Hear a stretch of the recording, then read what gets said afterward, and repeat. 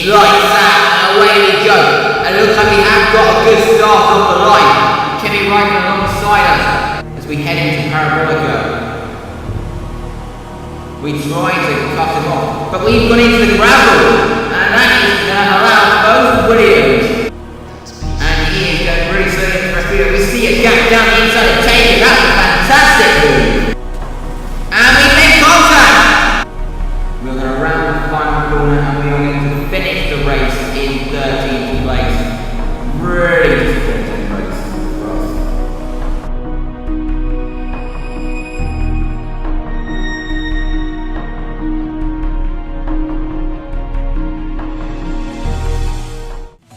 What's up guys, it is Matty Gaming HD here, back here with the 13th installment of the Checo's Charge to Glory series. After a disappointing race in Monza, what can Sergio Perez do underneath the floodlights of Singapore? It's going to be the longest race of the season, so without further ado, let's go in to the qualifying report. The floodlights were on, and that meant one thing: qualifying round the Singapore street circuit was about to get underway. Romain Grosjean endured a nightmare session as he was disqualified from qualifying and could not set a time, whilst Pastor Maldonado qualified 13th. Just ahead of him were the two Mana Mauritius of Will Stevens and Roberto Meri. McLaren endured a once again but 2015 typically disappointing session with both cars going out in Q1. Max Verstappen made it into Q3 whilst Carlos Sainz could only manage 15th. Sauber continued to improve as Felipe Nasser qualified in 11th with Marcus Ericsson in 14th. Sergio Perez once again qualified on the front row to qualify in 2nd whilst Nico Hülkenberg couldn't make it into Q3. Red Bull thought they'd have more pace rather than trying to twist these streets in Singapore. However, that didn't utilise as they qualified 8th and 9th. Valtteri Bottas was able to impress in his Williams as he was able to qualify in 4th. The two Ferraris were disappointed as they locked out the 3rd row. Lewis Hamilton was disappointed to qualify in 3rd, however it was Nico Rosberg who was able to take pole position in Singapore. So, looking at the grid from back to front, Romain Grosjean will have a mammoth task to qualify from the back, whilst Nico Hülkenberg could not manage his teammate. Max Verstappen rounds at the top 10 behind the two Red Bulls and Felipe Massa. The two Ferraris look out the 3rd row behind Bottas and Hamilton. Perez qualified in 2nd with Rosberg on pole. The scene was certainly set for an interesting Singapore Grand Prix. Well, here we are, sitting on the grid, underneath the lights, in Singapore, on the front row for the 2nd time in a row, hoping to make up for a difficult part of the race. We have the lights in Singapore, lights out, and away we go. And it looks like we've got a reasonable launch of the line as we head up towards the 1st corner. But Hamilton's on the outside, and he's able to hold it round the outside, and he is up to 2nd. Now we're going to have less pace because I accidentally did Q2 on the primes, not realising or forgetting that it's the Q2 tyres that we had to start on, and that could cost us, but it could benefit us because starting on the primes could be a good option though. As we head up down Raffles Boulevard for the first time, as you can see, Bottas is on our outside and he's able to get through. We are getting swamped here by all these drivers on the option tyre as Vettel gets down our inside as well, and we are down to 5th at the end of the 1st lap. So at this point I was thinking, why did we have to start on the primes? Why did we make that mistake? We are down into 5th place with Massa right behind us. Now as you can see, moving on to lap 3 now, and Massa is right behind us, and it's the 1st lap DRS is enabled, and he is going to try it down the inside of Raffles Boulevard, and he gets through up into 5th place. As you can see, lap 6 now. But we then go across the chicane and we get a 3-second time penalty. And that could come to effect later on. So now as you can see, we're pitting into the pits for our first scheduled stop. Of course, on the primes we went quite long, but as the primes also had done 2 laps in qualifying. So, they last a lot shorter than they should really have. Than a fresh set would have. But we are exiting the pits at the moment in P8.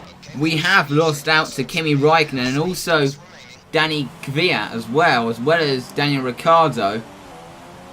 But we're on the option tyre now, and we're on a much fresher set than Kvyat ahead. So now heading into turn 1, as you can see, we have completely caught up to Kvyat now, and we're going to try it down the inside, and we have made that move stick. And another fantastic move from Sergio Perez.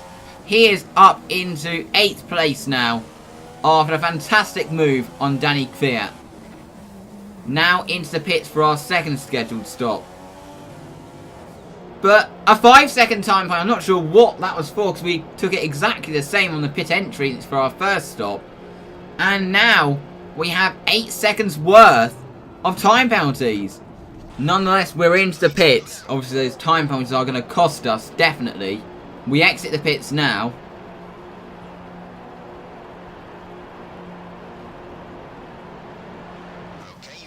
And we are currently in 8th. Exactly where we were last time. Where we were before our first scheduled stop. So we are still in 8th place. With 1 more stop left to make.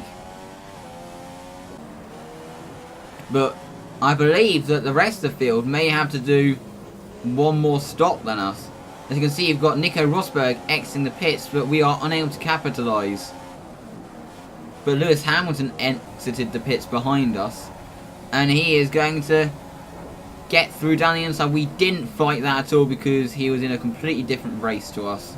So we thought there was just no point fighting it. But currently in 3rd at the moment before our final scheduled stop. Don't forget. So, we're in the lead at the moment. Now in for our final scheduled stop. And this time we're going to switch to the options. As you can see, there's Roberto Meri entering the pits ahead. Hulkenberg entering behind. I'm not sure why. Because that's just going to completely ruin his race. And he did pit the lap before as well. So that might be an AI glitch. Since that's just completely ruined Hulkenberg's race. Meri has to wait for us. Which is a relief because we don't have to lap him. We don't have to go through that pain. As you can see, we exit the pits ahead of Sebastian Vettel. So this has worked for us. We are in 3rd place. But we do have that time penalty. So we're at the moment trying to extend our gap. And we are starting to do it. But then Felipe Nasser completely brake checks us on the racing line going into chicane. And for some reason we get the warning. Getting held up by back markers, CRC style there. And we are down. We've lost time to Vettel, which is going to really hurt our chances. We've pulled away a little bit here, but it's clear it's not going to be enough. And Will Stevens. That is not the way to move over for leaders, mate. So, still in 3rd place, but with that time penalty, which is obviously going to drop us behind Vettel, but at least 4th. But Grosjean, what is he doing? He just completely forced it into the wall. And surely this is going to cost us 4th. But Vettel has hit Grosjean and is out of the race. But still, it might be 5th. But Bottas and Raikkonen have been held up as well. And something that we thought would cost us has actually benefited us. And now we are in a good position to get our first podium of the season, of this career mode. We round the final corner onto pit straight and we finish in 3rd place.